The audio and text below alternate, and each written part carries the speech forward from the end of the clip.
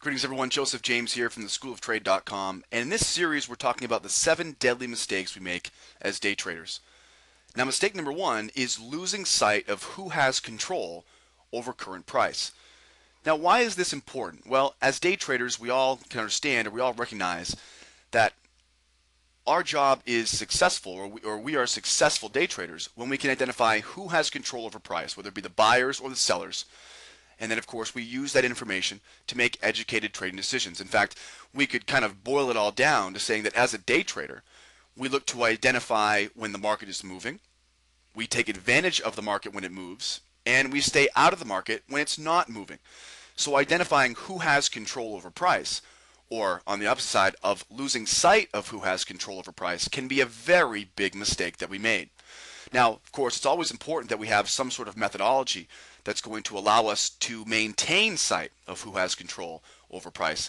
In other words, how are we going to, as traders, use the tools of the trade, so to speak, right? Use the tools that we have available to us to avoid making this mistake. Well, here at the schooloftrade.com, our James Wave method of trading, we rely on a couple things.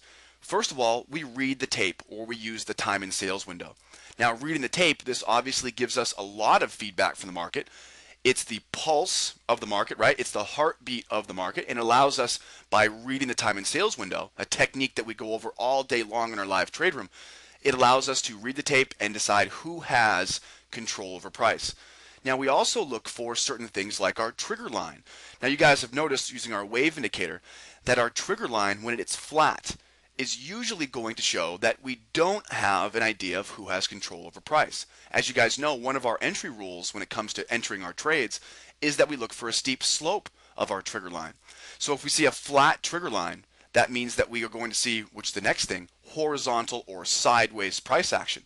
And that horizontal or sideways price action is a very easy visual indicator that no one really has control over price, neither the buyers or the sellers.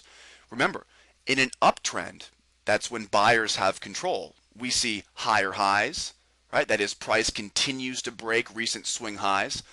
We won't see a flat trigger line. We'll see a nice steep slope to our trigger line.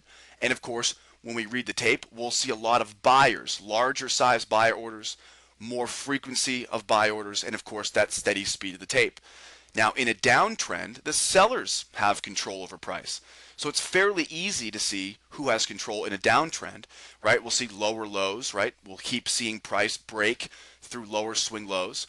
We'll see a very steep slope to our trigger line to the downside. And of course, when we read the tape, we'll have large sell orders, right? Larger size on the time and sales window according to our sell orders. We'll see more red than we see green on the tape.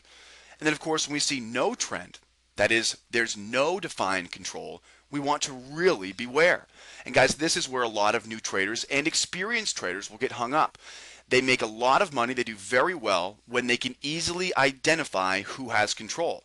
And now if I can easily identify who has control of the price, that's usually going to be because we have an uptrend or a downtrend. But that last thing there, when we have no trend at all, no defined control, that's where we sometimes will get kind of induced into overtrading. We'll try to predict who has control rather than react to what we see on our screens.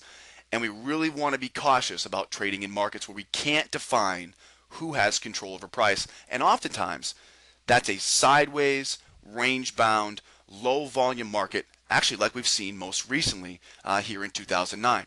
So first mistake is losing sight of who has control over price.